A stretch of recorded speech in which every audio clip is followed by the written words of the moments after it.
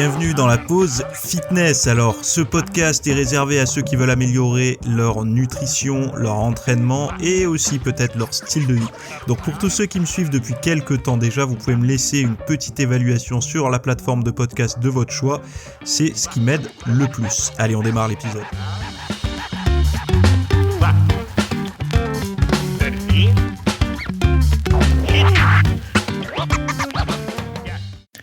Et salut à tous, j'espère que vous allez bien. Ce début de semaine démarre avec un nouvel épisode.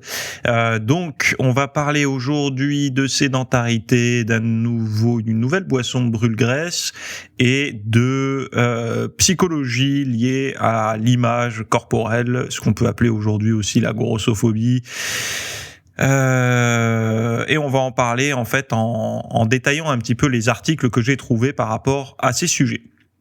Avant de démarrer, j'avais un contenu à vous proposer, un petit cours que j'ai produit, que j'ai donné dimanche matin à 10h, qui s'appelle Réduire les pulsions alimentaires. Donc réduire les pulsions alimentaires sans se priver réellement. C'est bon, voilà, allez faire un tour, vous allez voir, ce sont des petites astuces qui sont un peu, je vais pas dire contre-intuitives, mais en tout cas qui sont plus simple à suivre que se forcer à faire telle ou telle chose, et vous allez avoir pas mal d'outils en fait pour votre quotidien. Donc allez voir, le lien est dans les notes de ce podcast, que vous soyez n'importe où d'ailleurs, vous avez un lien dans la boîte mail aussi, où normalement vous avez dû recevoir ça. Donc allez zioter un peu, parfois ça part en spam malheureusement. D'ailleurs, si vous n'avez pas de réponse au mail, c'est que vous n'avez pas reçu mon mail, c'est souvent que ça part en spam, parce que vous savez, quand on a une messagerie et qu'on traite beaucoup de messages, très souvent, au bout d'un moment, la messagerie se dit hop, lui il envoie trop souvent des messages, on le met en spam. Voilà. Donc c'est là un peu la dure réalité d'internet pour ça. Voilà. Donc allez faire un tour dans votre boîte spam si vous voyez pas mes réponses. Alors, on commence avec le premier sujet qui s'appelle sédentarité, vous aussi. En fait, c'est un post de l'ANSES. Alors l'ANSES, pour ceux qui savent pas, je le répète encore une fois, d'ailleurs j'ai un trou, je vais vous dire ça tout de suite. Exactement, c'est l'Agence nationale de sécurité sanitaire de l'alimentation, de l'environnement et du travail. Voilà, acronyme ANSES. Bon, ils ont publié un post qui dit que déjà 95% de la population française adulte est exposée à un risque de détérioration de la santé par manque d'activité physique ou un temps trop prolongé passé assis. On n'est pas sur du 50%, on parle de 95%.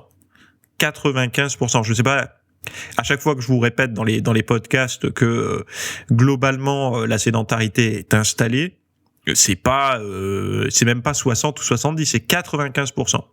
Donc il dit ces risques sont majorés lorsque le manque d'activité physique et l'excès de sédentarité sont cumulés. Certaines populations sont plus exposées. Promouvoir des modes de vie favorables à la pratique d'activité physique et à la lutte contre la sédentarité doit constituer une priorité des pouvoirs publics selon l'ANSES. Alors ils disent que certaines catégories de population davantage concernées que d'autres.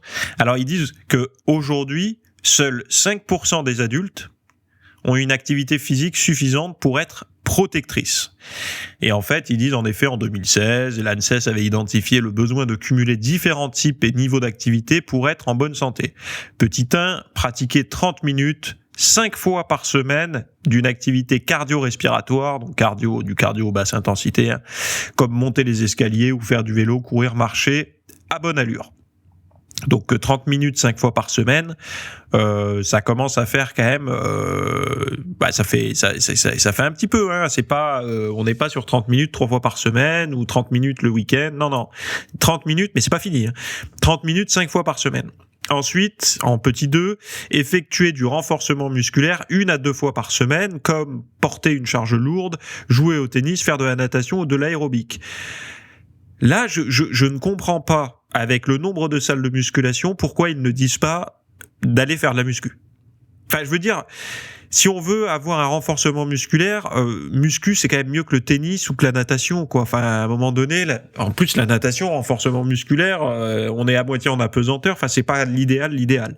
Mais bon, bref, de faire plutôt, moi, je recommanderais un muscu, d'aller au plus simple et au plus pratique et au plus efficace pour renforcer les masses musculaires, parce que globalement en muscu on peut faire tout le corps.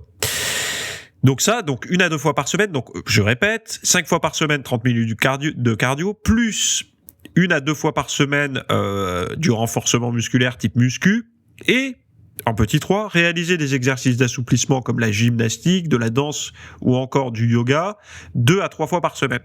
Donc on en est quand même à 5 séances de cardio, 2 séances de muscu et 3 séances de yoga par semaine. Donc si je suis les recommandations, ça fait, si j'ai bien compté, 3 plus 2, 5, plus 5, 10, donc 10 séances de sport au total. Donc vous devez faire 10 séances d'activité physique par semaine pour être en non-sédentarité selon les données.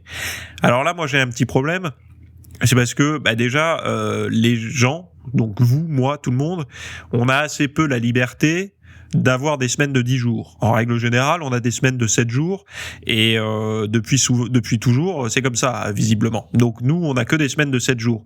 On n'a pas non plus la liberté de pouvoir faire matin yoga, soir muscu et tout. Mais je comprends là où ils veulent aller. C'est-à-dire que, dites-vous bien une chose, c'est que eux, en vous donnant ça, c'est pas forcément le maximum ou le minimum. En fait, en règle générale, ils donnent des indications, ils disent il faudrait vraiment bouger pour compenser. Donc, ce que ça donne comme indication, c'est que la position assise est vraiment négative et qu'il faudrait faire tout ça pour tamponner un petit peu cet excès de sédentarité. Alors, ils disent aussi, nos travaux révèlent que les femmes sont plus exposées à un manque d'activité physique. En effet, 70% d'entre elles sont en deçà de tous les niveaux d'activité identifiés pour être en bonne santé, contre 42% des hommes. Concernant la sédentarité, passer plus de 8 heures par jour en position assise expose à un risque pour la santé. Les adultes à faible niveau d'études et les moins de 45 ans sont les plus touchés. Donc en gros, les problématiques, il dit ces personnes présentent ainsi des taux de mortalité et de morbidité plus élevés. Par exemple, ils sont davantage exposés aux maladies cardiovasculaires et à certains cancers. Ils sont également plus à risque d'hypertension ou d'obésité. D'une façon générale, les risques associés à l'inactivité et à la sédentarité sont majorés lorsqu'ils sont cumulés. Alors ils disent que les obstacles, c'est l'urbanisme, les aménagements des villes, c'est également au travail, comment les lieux de travail sont aménagés, etc., etc. Bon, déjà par rapport aux villes, ça c'est mon point de vue, mais par rapport aux villes, c'est très bien, les pistes cyclables et tout, génial, ça permet aux gens qui sont à l'intérieur des villes de pouvoir les utiliser, mais il faut penser quand même à ceux qui habitent hors des villes. Eux, ils sont pénalisés parce que non seulement ils peuvent pas aller bosser en vélo, mais en plus quand ils sont dans les villes, ils sont dans les bouchons. Donc eux, ils ont tout perdu. Déjà qu'ils mettaient 1 heure pour aller bosser, maintenant c'est 1h30 parce que ça circule plus. Donc on n'a pas gagné de ce côté-là. On a gagné pour ceux qui sont à l'intérieur des villes, qui ont les moyens de s'offrir une résidence, une maison, un logement à l'intérieur des villes. Mais les autres, ceux qui n'ont pas les moyens, ils continuent à y aller en bagnole, donc ils sont sédentaires, mais en plus de ça, ils passent plus de temps. Donc là, on n'a pas réellement gagné. Après, sur les espaces de travail, et là, je sais que beaucoup de patrons, de dirigeants d'entreprises m'écoutent, puisque je reçois vos emails, on discute parfois. Je vais vous donner une petite recommandation. Vous pouvez agir de manière bienveillante et de manière efficace pour réduire la sédentarité de tous vos salariés, de tous vos, ce qu'on appelle aujourd'hui vos collaborateurs, pour blesser personne, parce qu'avant on disait vos employés, maintenant c'est des collaborateurs, parce que il faut pas trop hiérarchiser. Enfin, moi je suis pas trop pour ça, mais d'ailleurs c'est pas grave. Mais bon, bref, on va dire que vos employés, vous pouvez augmenter leur niveau, on va dire, de position debout. Alors, très simple, vous avez certainement, si vous êtes dirigeant, patron, régulièrement des réunions qui se déroulent le lundi matin, le vendredi. Alors le lundi matin pour le briefing, le vendredi soir pour le débriefing et puis la mise en place de les nouvelles choses pour la semaine d'après. Parfois des réunions de crise, etc. Vous avez des salles de réunion, très bien. Virez-moi toutes les chaises. Enlevez toutes les chaises des salles de réunion. Vous mettez un manche debout avec votre vidéoprojecteur ou votre truc là pour parler avec les gens qui sont à l'autre bout de la planète. Là, vous savez, l'espèce de gros micro en forme d'araignée là. Vous prenez ça, manche debout. Donc vous mettez ça en hauteur. Et les réunions se passeront dorénavant debout. Et vous allez en tirer des avantages immédiats au-delà de la santé long terme. Pourquoi ? Parce que quand la personne sera debout, déjà vous verrez que si vous avez les petites réunions à 14 ou 15 heures, les gens n'auront plus la tête dans les fesses. Ils sont beaucoup plus énergiques et vous verrez que les idées se fuseront beaucoup plus rapidement. Donc si vous voulez développer la créativité, donc la bonne santé de votre entreprise, faites vos réunions debout avec vos employés ou collaborateurs et vous allez voir que et il y aura aussi moins de gens qui voudront faire des réunions pour faire des réunions, parce qu'on sait très bien que dans certaines entreprises, les réunions c'est un peu une manière de meubler un agenda et de justifier un salaire, quoi. Vite, il faut faire une réunion pour parler. Mais là, si les réunions ne sont plus dans le confort assis avec les petits croissants du matin juste après que la femme de ménage soit passée, pour vous laver ça et que ça sente bon, les réunions ne seront plus perçues comme une zone de détente, mais comme une zone réellement de productivité et de non-sédentarité. Donc la sédentarité, ça sera dans le bureau, pour ceux qui n'ont pas encore la chance d'avoir des bureaux debout, là vous savez, où vous pouvez appuyer sur un petit bouton, le bureau se lève et vous pouvez travailler debout. Donc la première chose, donc ça c'est à vous, les responsables, de mettre ça en place. Il suffit juste de faire alors évidemment, s'il y a une personne en chaise roulante, elle a le droit de rester dans sa chaise roulante, hein. Il faut pas non plus faire n'importe quoi, mais à partir du moment où vous avez que des personnes qui peuvent tenir debout, de toute façon aujourd'hui c'est quand même plus sain la position debout que la position assise. Une personne qui vous dit mais moi j'ai mal au dos, oui, non mais c'est peut-être mieux quand on a mal au dos de rester debout que assis. Enfin selon les douleurs, hein. En règle générale, c'est plutôt la sédentarité qui conduit à avoir des douleurs. Mais bon bref, je dis ça parce que ça peut vraiment aider. Parce que si vous avez, je sais pas, ne serait-ce que 2 heures de réunion par jour, si ces 2 heures elles sont passées debout, c'est toujours ça de prix. Et vu que sur 8 heures en position assise, ça fait plus que 6. Donc tant mieux. Voilà. Donc, et après, à titre individuel, dans chaque bureau, moi, ce que je vous recommande de faire, si vous travaillez dans un bureau, essayez de faire tout ce qui est les calls en visio, Zoom, Skype, etc. Vous placez la webcam à hauteur de votre gueule debout et vous les faites uniquement debout. C'est-à-dire que vous créez un petit espace où vous prenez votre PC portable ou votre webcam ou peu importe, où vous mettez votre PC plus haut et à partir du moment où il y a une réunion, un call, quoi que ce soit, vous le faites debout. Un rendez-vous téléphonique debout. Essayez de prendre ces petites habitudes. Assis, c'est juste pour traiter les mails ou pour bosser sur vos dossiers, etc. Mais dès que vous pouvez vous mettre debout pour discuter, dès qu'il y a une discussion, et vous verrez que l'effet immédiat, c'est l'énergie. Vous allez avoir beaucoup plus d'énergie. Bon bref, voilà, je m'arrête ici pour ce sujet-là. Moi, personnellement, je vais vous dire, sur les recommandations anti-sédentarité, alors moi les 30 minutes de cardio 5 fois par semaine je les ai, et par contre moi j'ai plus qu'une à 2 fois du renforcement musculaire, je l'ai 5 fois puisque même 6 parce que parfois j'en fais le week-end. Donc là par exemple la semaine dernière, si je reprends ce que j'ai fait, j'ai eu 5 muscu, 5 cardio. Voilà, donc je pense que je suis à peu près dans les trucs. Par contre, yoga, danse ou gym, j'ai pas fait tout ça. J'ai fait un tout petit peu de stretching, mais pas de yoga ou autre. Donc voilà, je pense que c'est tenable, c'est faisable. D'ailleurs, pour ceux qui avaient vu mon programme l'hybride training, vous pouvez largement avoir 5 et 5, donc c'est-à-dire 5 fois 30 minutes, 5 fois muscu, sans dépasser les 1 heure d'entraînement par jour. Voilà, du lundi au vendredi. Voilà, donc allez voir, vous tapez hybride training sur mon site, vous trouverez. Allez, deuxième sujet. Dans ce deuxième sujet, on va parler de cette nouvelle boisson qui va vous faire perdre tout votre gras. C'est ironique, évidemment. Alors, du citron dans le café, la nouvelle tendance pour maigrir fonctionne-t-elle ? Point d'interrogation. Alors, ananas, thé vert, concombre, nombreux sont les aliments vantés pour leur vertu amincissante. Certains se trouvent au centre de régimes farfelus. La dernière tendance sur les réseaux sociaux, le Lemon Coffee Challenge. Comprenez le défi citron café. Bonne ou mauvaise idée ? Alors, il y a eu 3,7 millions, c'est le nombre de fois où le hashtag Lemon Coffee Challenge, donc tout attaché, si vous voulez aller voir, a été cité sur TikTok, réseau social très prisé des jeunes. Donc, ok, je suis un vieux puisque pour moi, je n'y suis pas et je n'y suis jamais allé même. À l'heure où nous écrivons ces lignes. le principe est simple, c'est à celui ou à celle qui perdra le plus de kilos grâce à ce mélange étonnant, une bonne rasade de jus de citron dans un grand bol de café, le tout consommé à jeun plusieurs fois par jour pour un effet garanti immédiat. Le problème, vous l'aurez compris, c'est que cette recette miracle ne fonctionne pas, pire, elle pourrait être nocive pour la santé. Bon, là, vous abusez un peu, là, le site là, vous faites plaisir sur le pour être nocive du citron et du café. Alors oui, pour quelqu'un qui est sensible à la caféine, de prendre des tonnes de caféine, c'est pas bon, mais bon, un café avec du jus de citron à paraître dégueulasse, je vois pas en quoi ça peut être dangereux, sauf si évidemment la personne abuse de la caféine, là oui, mais bon, un café, on est loin des, je crois que il faut pas dépasser les 300 mg par jour de caféine, et un café, même un petit expresso serré, je crois qu'on est dans les 75 mg, donc ça va. Bon, là c'est un grand bol, donc on va être quoi, 120, 130 mg peut-être, je sais pas, mais bon, bref. Bon, en fait, maintenant, vous vous rendez compte qu'on fusionne des choses. Donc, c'est-à-dire que pendant des années, vous savez, on a dit le jus de citron le matin avec de l'eau, c'est bien pour maigrir. Bon, faut oublier tout ça. Dites-vous une chose, c'est que le citron a tendance à être plutôt, alors acide au goût, mais plutôt basique au niveau de l'organisme. Donc, c'est ça qui est intéressant pour les jus d'agrumes comme ça, notamment le jus de citron.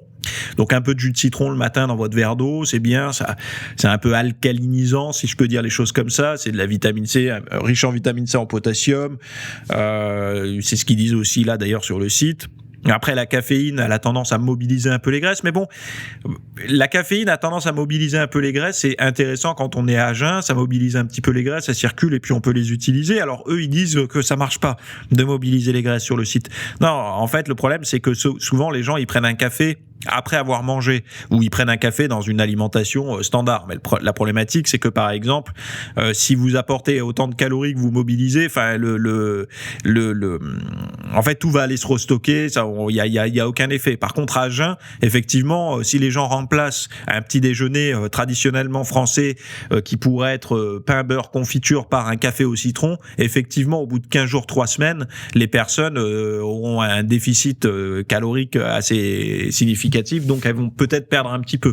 Et encore, ça c'est pour les personnes qui font pas du tout attention à ce qu'elles mangent. Une personne comme vous ou moi, en faisant attention, déjà on a rarement ou jamais, même peut-être même pas en vacances, du pain, du beurre et de la confiture. On a des petits déjeuners qui sont un petit peu plus articulés autour d'aliments bruts, des œufs, des fruits, de l'avoine, des choses comme ça. Nous, si on fait ça, à part nous fatiguer parce qu'on est déjà sur le fil du rasoir, ça va rien nous faire.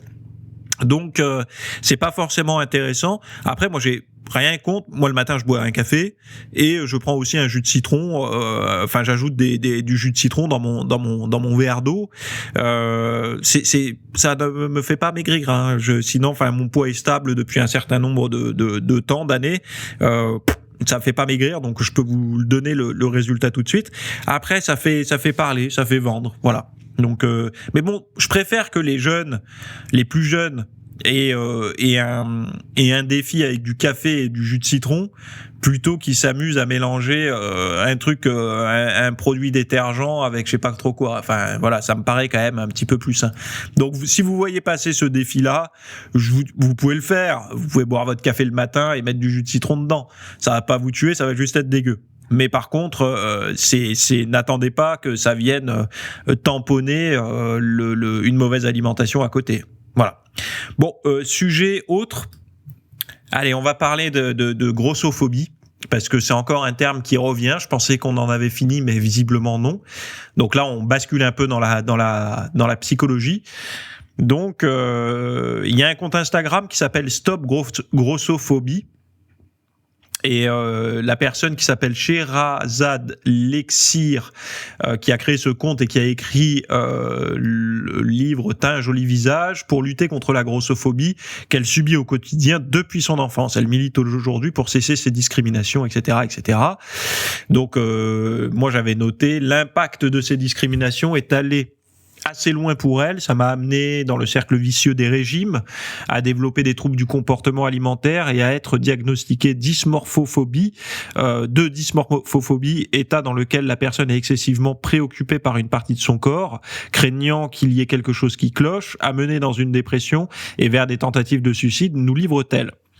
Donc on voit bien que il y a concrètement des personnes qui souffrent de ce genre de choses. Donc là, on voit effectivement au niveau émotionnel, tentative de suicide, dysmorphophobie, etc. La personne souffre. Pour rappel, pour ceux qui ne savent pas trop qui je suis, avant de travailler dans ce domaine-là, avant de faire du sport et de l'alimentation, etc., mon style de vie et même mon gagne-pain avec les années, ça a été pour moi un peu similaire. C'est-à-dire que j'ai passé mon adolescence en surpoids, ma vie de jeune adulte en surpoids. J'ai eu quelques remarques que je peux compter sur les doigts de la main par rapport à mon poids de corps, etc. La problématique ne venait pas des autres, mais la problématique venait de l'image que j'avais de moi en surpoids. Et je me rends compte dans la déclaration, ça m'a amené dans le cercle vicieux des régimes, à développer tout ça, des troubles du comportement alimentaire. C'est pas logiquement l'autre. Si l'autre, en nous pointant un défaut, nous fait nous remettre en question et nous conduit à avoir des pratiques hautes, c'est que on a envie de changer. On a envie de changer pour l'autre. Donc, moi, en fait, si on veut comprendre le fond de ma pensée, j'ai pas mal étudié la psychologie, et changer les autres, ça n'est pas possible. C'est-à-dire qu'il y aura toujours des gens globalement, qui ne voudront pas être avec des personnes en surpoids. Par goût, etc. Ils veulent pas. Il y a des gens qui préfèrent les personnes très minces, et à l'inverse, des gens qui ne veulent pas être avec des personnes très minces, mais plutôt avec des personnes bien en chair. Donc, on ne pourra pas changer les gens. Donc, le côté trouver ça joli, une personne en surpoids, ne sera pas quelque chose de commun. Alors oui, dans le politiquement correct, tout le monde le dira. Mais dans la réalité, les gens choisiront leur partenaire de vie par rapport aussi à des critères esthétiques et physiques. Donc ça, c'est une première chose. La deuxième chose, c'est que il me semble que c'est plus intéressant de travailler sur l'acceptation plus que sur le changement des autres.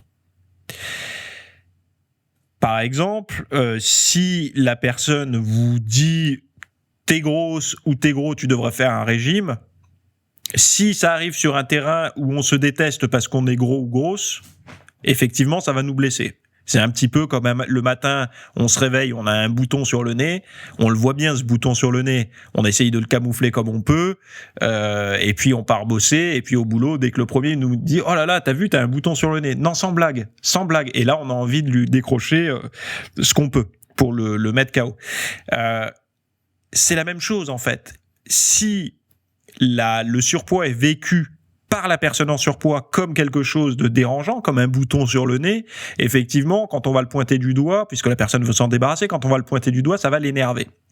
Mais si la personne accepte ça, si la personne a accepté qu'elle était heureuse en surpoids, qu'elle souhaitait le rester, que ça lui plaît, voilà, que c'est sa vie, c'est son corps, elle aime ça, ça n'est pas la même chose.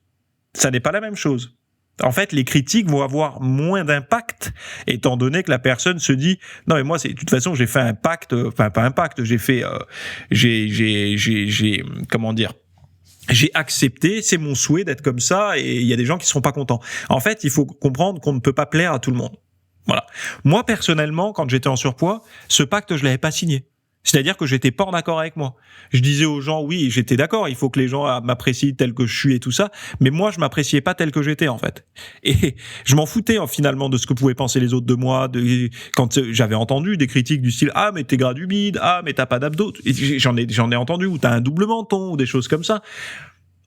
Mais ça me touchait, pourquoi? Parce que je l'acceptais pas. Pas parce que les gens étaient mal élevés. Et le jour où, en fait, j'ai décidé de prendre mes responsabilités et de me dire, OK, je peux pas changer le monde. Par contre, je peux me changer moi. Ben voilà, j'ai solutionné mon problème. Bref, je dis ça m'intéressait parce que je pense avoir une certaine légitimité à en parler parce que j'y suis passé. Et je peux vous garantir que des régimes, j'en ai essayé avant de trouver ce qui fonctionnait pour moi et qui m'a permis de ne jamais reprendre. Parce que moi, la plus grosse peine par rapport à tous ces discours, c'est que la grossophobie, déjà, je trouve que c'est un abus de langage, parce que phobie, c'est pas un terme à prendre à la légère. La définition de la phobie, plus ou moins, alors là je l'avais trouvé, les phobies sont une forme de trouble anxieux où l'angoisse se focalise sur un objet, une situation ou une activité précise qui ne la justifie pas. Si certaines formes s'atténuent généralement grâce à des stratégies d'évitement, d'autres peuvent perturber sérieusement la qualité de vie. Non, une phobie, c'est pas une stigmatisation. Vous savez, aujourd'hui, on parle rapidement de phobie. Allez voir quelqu'un qui est arachnophobique, je crois ça se dit comme ça. Mettez-lui une araignée devant les yeux, il va sauter au plafond. Allez voir quelqu'un catalogué comme grossophobe, mettez-lui une personne obèse devant les yeux, il va pas sauter au plafond. C'est en fait, le terme est mal, je trouve. Le mot phobie, du coup, c'est pas intelligent de le mettre comme ça, parce que je pense pas que ça aide les gens qui sont en surpoids et victimes de ça, et en plus ça décourage pas les gens qui le font d'arrêter de le faire. Je trouve que c'est voilà, moi, je trouve ça immoral en fait de critiquer les autres, voilà, mais ça existera toujours. Mais je trouve ça immoral, mais c'est comme ça. En fait, on peut pas le changer. Ça existera toujours. Et je vois bien, si vous voulez, moi c'était il y a 15 ans à peu près, même plus, il y a 20 ans, quand j'étais adolescent. Je me disais un jour ou l'autre ça changera, et je vois aujourd'hui que c'est pire et que ça n'a pas changé. Donc heureusement que j'ai pris mes responsabilités pour changer, puisqu'en fait le cœur du problème c'était moi. Je pense pas, malheureusement, alors les personnes qui sont victimes de grossophobie, je vous recommande une chose, juste un exercice de pensée que moi j'ai dû faire certainement plus jeune. Est-ce que si demain vous n'êtes plus victime de schémas je sais même pas comment ça se manifeste réellement, mais je pense que c'est sur le lieu de travail, etc., de petits réflexes qui sont pas forcément des choses qu'on va verbaliser, mais vous sentez que les personnes vont prendre des pincettes, etc., pas réellement vous considérer comme elles, parce que elles prennent en considération votre surpoids. Parfois, c'est des gens qui sont mal à l'aise, hein, comme par rapport à un handicap. Il faut le savoir. Les gens sont très mal à l'aise. Moi, j'ai un parent qui est en fauteuil roulant. Je peux vous dire que les gens sont pas désagréables avec les personnes handicapées. Elles sont juste extrêmement mal à l'aise. Donc, du coup, elles ont un comportement un peu, un peu hésitant, un peu fragile avec ça, et elles savent pas trop comment se comporter. Et du coup, parfois, ça peut être perçu comme des gens immoraux et tout ça. C'est juste qu'ils sont mal à l'aise. Donc toutes ces choses-là que vous pouvez vivre comme des malaises au quotidien ou même comme des critiques, essayez de faire l'exercice suivant dans votre tête, vous dire ok, si demain tout ça n'existe plus, est-ce que je serai heureux ou heureuse de me voir dans le miroir, de vivre avec ce corps, etc. Si la réponse est oui, eh bien je pense que la chose à faire, c'est une thérapie d'acceptation. Parce que plus vous allez accepter, plus vous allez vous être convaincu que le corps que vous avez est le corps que vous avez envie d'avoir, eh ben, ça n'aura plus de prise sur vous. Vous savez, quand vous êtes convaincu de quelque chose, par exemple, je vais prendre un exemple ultra concret. Vous choisissez un modèle d'ordinateur ou même un modèle de télévision. Vous avez une télévision chez vous qui vous plaît parce que vous avez mis du temps à la choisir, ou même une voiture vous avez mis du temps à la choisir. Et vous en êtes convaincu, c'est ce modèle que vous vouliez, c'était ça. Voilà, il remplit toutes toutes les cases que vous aviez, ça coche tout, que ça soit la bagnole, l'ordinateur ou même le téléphone. Et quelqu'un arrive en face de vous et vous dit: t'aurais pas dû prendre ça, c'est pas bien, t'as fait le mauvais choix, c'est nul, t'es nul parce que t'as pris cette... Non, en fait, si vous êtes convaincu, vous en foutez. C'est un petit peu, vous savez, la guerre iPhone-Android. Vous avez jamais vu ça? Quelqu'un qui a un iPhone, parce qu'il aime ça, il est convaincu Team Apple, et un autre qui a Android, donc Team, je sais pas, Samsung ou je sais pas trop quoi. Eh ben, chacun ne va pas changer parce qu'il est convaincu que son choix est le bon. Et en fait, il dit: ouais, mais toi, Apple, c'est fermé. Oui, mais toi, c'est Google à l'intérieur et du coup, ça t'écoute tout le temps. Oui, mais toi... Et en fait, les gens ne tombent pas en dépression par rapport à leur choix, puisqu'ils en sont convaincus qu'ils ont fait le bon choix. Et en fait, c'est un petit peu la même chose avec ça. Effectivement, il y a des gens chez qui le surpoids et tout ne sera pas pénalisant, donc parce qu'ils se sont acceptés tels qu'ils étaient et puis ils sont convaincus que c'est comme ça qu'ils ont envie de vivre, et tant mieux pour eux.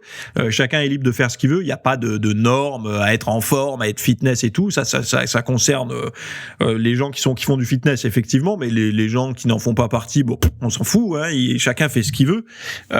Et puis ils pourront trouver cette vie-là un peu trop monastique par rapport à la leur. Donc et ça peut se comprendre hein, quand il y a des personnes qui ne veulent pas avoir une discipline de vie telle que la nôtre. Ils préfèrent avoir une vie autre et qui est discipliné dans une autre manière en fait, hein, sur d'autres critères. Et d'ailleurs, c'est comme ça, voilà. Et c'est la différence. Et moi, je pense que la différence, ça fait partie de ce qui est intéressant sur Terre. Enfin bon, je vais pas faire de la philosophie de comptoir, mais bon, bref. Pour dire par rapport à la grossophobie, j'ai l'impression que très souvent les gens parce que moi, là où ça me paraît très dangereux, c'est quand les gens se font agresser. Physiquement et tout, parce que par d'autres personnes, parce qu'ils sont en surpoids. Mais en fait, j'ai l'impression que les agressions, c'est des agressions mentales qu'ils se font eux-mêmes envers eux-mêmes. Finalement, la pire grossophobie qui existe, c'est de l'individu sur lui-même. C'est-à-dire ce désir d'être mince, d'être autre chose, d'être autrement, et de ne pas y arriver. Et en plus de ça, de ne pas réussir à le cacher, parce que dans notre quotidien, les gens, par des petits comportements, par des petites réflexions, nous rappellent à quel point on est en surpoids, etc. Donc je peux comprendre que dans cette configuration-là, ça doit être une torture. Et c'est pour ça que j'essaye d'être le plus objectif sur la question.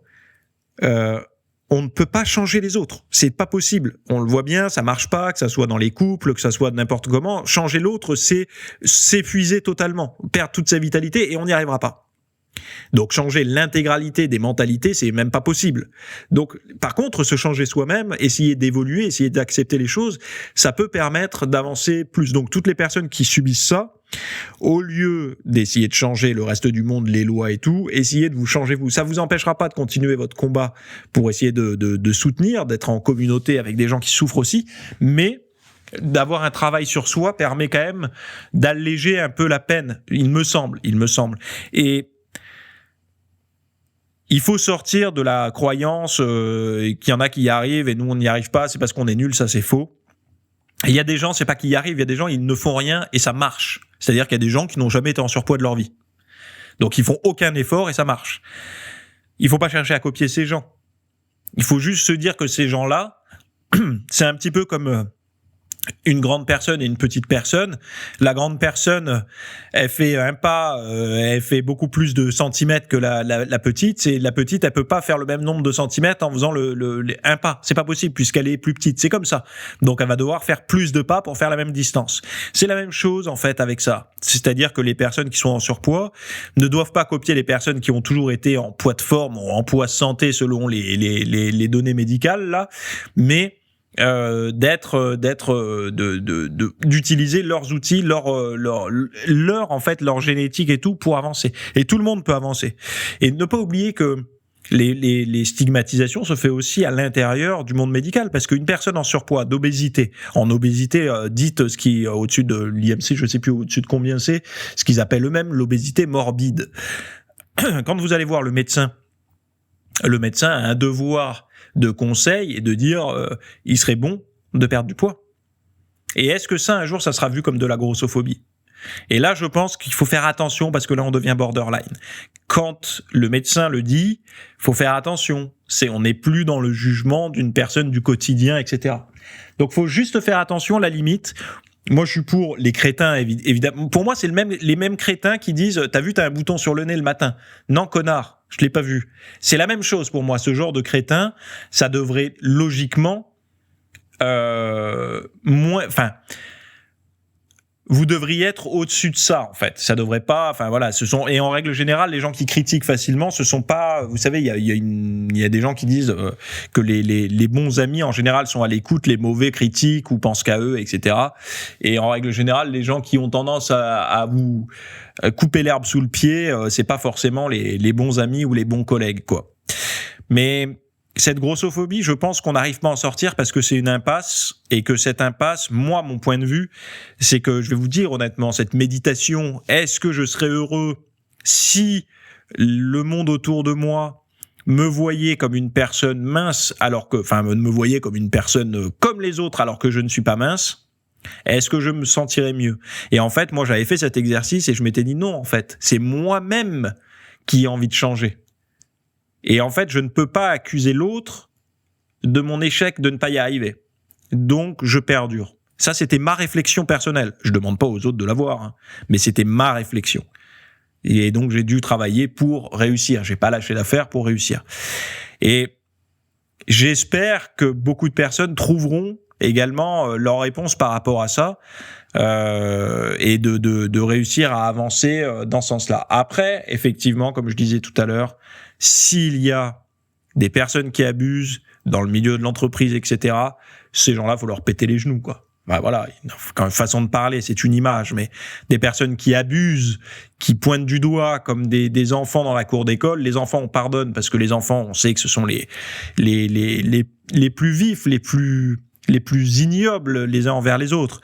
Mais quand on passe à l'âge adulte, encore faut-il y arriver, logiquement ce genre de choses devrait être sanctionné. Sanctionné, voilà, au sein de l'entreprise, au moins au sein de l'entreprise, et on parle beaucoup du harcèlement sexuel et tout, mais ce genre de harcèlement-là devrait être aussi sanctionné, parce que c'est quand même étrange. Demain, sinon, on peut se foutre de la gueule de celui qui a une calvitie, de se foutre de la gueule de celui qui, enfin là, quoi, on peut y aller et être méchant. En fait, c'est quand la méchanceté s'installe qu'il faut intervenir, quoi. Mais bon, la meilleure chose, c'est de travailler sur soi, parce que travailler sur soi vous donne de l'énergie, et l'énergie vous donne de la répartie. Et parfois, les gens qui critiquent sont souvent les gens qui ont le plus à cacher, le plus à masquer. Donc ils attaquent d'abord, ils mordent d'abord pour affaiblir l'adversaire, parce que même savent que s'ils se font attaquer en premier, ils vont pas avoir l'énergie de pouvoir répondre. Voilà. Bon, je m'arrête sur ce sujet. Encore une fois, ce sont des sujets complexes. Moi, je m'autorise à en parler parce que j'ai vécu en surpoids. Je peux comprendre que beaucoup de personnes qui n'ont pas vécu en surpoids aient du mal à en parler parce qu'ils se demandent est-ce que je serais légitime ou quoi. Il faut se détendre sur ce sujet. Il faut que ça avance dans le bon sens. Moi, mon travail, c'est plutôt d'aider les gens sur la perte de poids, donc d'essayer plutôt eux-mêmes de s'accepter, plus que d'essayer de changer le reste de l'univers, quoi. Ça, c'est mon point de vue. Après, certains ne le partagent pas. Voilà. Bon. Réduire les pulsions alimentaires sans se priver, entre guillemets, hein, c'est un titre un peu putaclic, je sais, mais c'est quand même quelque chose que j'avais envie de vous proposer. C'est ce que j'ai sorti dimanche matin. Allez faire un tour, cliquez, regardez, et vous allez voir, c'est relativement intéressant, surtout si vous êtes sujet régulièrement, vous savez, à cette forme d'alimentation. D'ailleurs, ça a même un nom, l'alimentation nocturne. Donc, vous savez, le soir, vous ouvrez les yeux, parce que quand vous dormez, mais vous sentez que le soir, vous avez tendance à plus craquer que la journée, etc. Tout ça, c'est répertorié, tout ça, c'est étudié. On en parle, je vous invite à aller voir le lien et on se retrouve de l'autre côté. Voilà. Très bonne semaine à toutes et à tous. Bye bye. Merci d'avoir écouté cet épisode. Alors, avant de partir, j'avais juste quelque chose à vous partager. C'est vrai que vous avez peut-être des temps morts à meubler, que ce soit des temps de trajet dans les transports en commun, du cardio un petit peu long sur un tapis de course, ou alors tout simplement envie de remplacer les programmes que vous avez la soirée pour de l'apprentissage. Vous êtes peut-être adepte des émissions, des documentaires, des reportages, etc. Sauf que dans le monde de la musculation, de la nutrition, du développement, d'un mode de vie sain, etc. C'est un peu maigre en contenu dans les médias grand public. Et donc, ce que je vous propose, moi, personnellement, c'est d'aller faire un tour dans la bibliothèque alors, c'est un Netflix version fitness privée qui vous coûtera moins cher qu'un lavage auto au rouleau par mois. Et là, vous avez vraiment tous les sujets. Alors, c'est plein de cours que je propose. Il y en a déjà plus de 300. Ce sont sur le sommeil, sur les hormones, sur la nutrition. Donc ça peut être pourquoi on a faim, pourquoi on n'arrive pas à tenir un régime, comment faire, quelles sont les solutions, mais aussi d'anatomie pour l'entraînement, des programmes d'entraînement. Donc tout ce qui est lié à la perte de graisse, si vous avez du gras sur le bas du ventre depuis des années, ou alors si vous avez du mal à prendre de la masse musculaire, tous ces sujets du plus connu, entre guillemets, du plus recherché au plus pointu, Tous ces sujets sont largement abordés dans cet espace VIP. Donc, pour rappel, pour y accéder, vous avez un lien en description. Si vous ne le trouvez pas, vous allez sur www.fitnessmiss.fr et vous faites devenir membre. Voilà, vous trouverez sur le site. Et vous accédez à ce contenu caché que vous pourrez écouter partout. Voilà, je vous laisse ici. Très bonne fin de journée à tous.